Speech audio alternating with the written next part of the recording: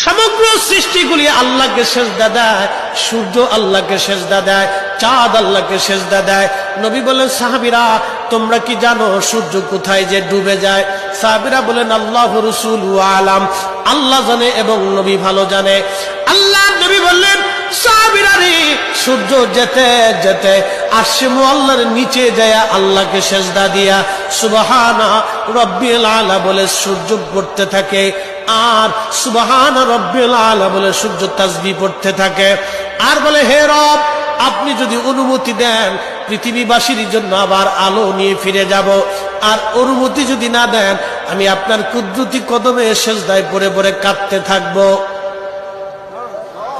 আল্লাহ নবী বললেন, সূর্য থেকে আমার রব অনুমতি দেওয়ার কারণে সকালবেলা তোমরা সূর্যের আলো পাও। কিয়ামতের পূর্ব সময় অনুমতি দেবে না, দেবে না, দেবে না, দেবে না। 6 মাস পার হয়ে যাবে, পৃথিবী অন্ধকারে নিমজ্জিত হয়ে যাবে, কান্নার রোল পড়ে যাবে, অন্ধকারে ছেয়ে যাবে সারা দুনিয়া। মানুষ বলবে, সূর্যের কি হলো? সে কি হারিয়ে গেছে? সূর্য কোথাও খুঁজে পাওয়া যাবে না, আলো পাওয়া যাবে না, অন্ধকারে সারা পৃথিবীতে কান্না বেড়ে যাবে। এবার রব বলবে, সূর্য উঠো। সূর্য পূর্ব দিক থেকে উঠার সময় পাবে না, পশ্চিম দিক থেকে উঠা শুরু হয়ে যাবে সূর্য। আল্লাহ নবী বললেন, তওবার দরজা বন্ধ হয়ে যাবে, আর ওই সময় দক্ষিণ দিক থেকে একটা বাতাস আসবে। সমস্ত ইমানদার সেই দিন মারা যাবে, কোনো ইমানদার আর থাকবে না, আল্লাহকে আল্লাহ বলে ডাক দেওয়ার মতো কেউ থাকবে না। আল্লাহ ইসরাফিলকে বলবেন, ইসরাফিল সিংহায় ফুঁক দাও। আল্লাহর এই ফেরেশতা সিংহা হাতে নিয়ে মুখের কাছে নিয়ে আল্লাহর আরশে মুআল্লার দিকে তাকায় থাকে, একটা সেকেন্ডের জন্য এদিক আর ওদিক করে না। কখন রব হুকুম দিবে সিংহায় ফুৎকার দেওয়ার জন্য? যখন সিংহায় ফুৎকার দিবে, কুরআন বলতেছে, ইদাস সামাউ ফাতারাত, আকাশ ভেঙ্গে ভেঙ্গে ভেঙ্গে ভেঙ্গে পড়তে থাকবে। ওয়া ইদাল কাওয়াকিবু তাসারাত, সমগ্র নক্ষত্রগুলি ভেঙ্গে ভেঙ্গে ভেঙ্গে ভেঙ্গে পড়তে থাকবে।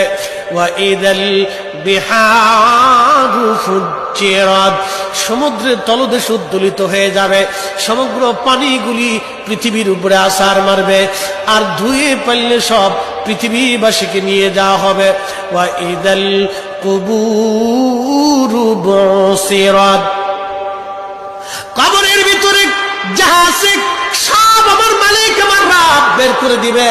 কবর থেকে মানুষ বের হইয়া সেই দিন হাসরের ময়দানের দিকে দৌড়াইতে থাকবে, সবাই উলঙ্গ থাকবে, কিন্তু আমার নবীকে আল্লাহ 70,000 ফেরেশতা বেষ্টন করাইয়া জান্নাতের পোশাক পরাইয়া মহাসম্মানে ফেরেশতারা মিছিল দিয়ে দিয়া আমার নবীকে হাসরের ময়দানে মাকামে মাহমুদে বসাবে। একবার জোরে বলা যাবে কি আল্লাহু আকবার? বাজান মুসলমান, খুব মনোযোগ দেন। হযরত ইউনূস আলাইহিস সালামের কথা বলছিলাম। মাছের পেটের ভিতরে ইউনূস, চিন্তা করলেন মরে গেলাম না বেঁচে আছি, লাড়াছাড়া দিয়ে দেখলেন না বেঁচে আছি, দাঁড়াই গেলেন খুদার পয়গম্বর, দাঁড়াই দিয়ে সেজদার মধ্যে পড়ে গেলেন। মাছের পেটের মধ্যে সেজদার মধ্যে পড়ে বলতেছে, লা ইলাহা ইল্লা আনতা সুবহান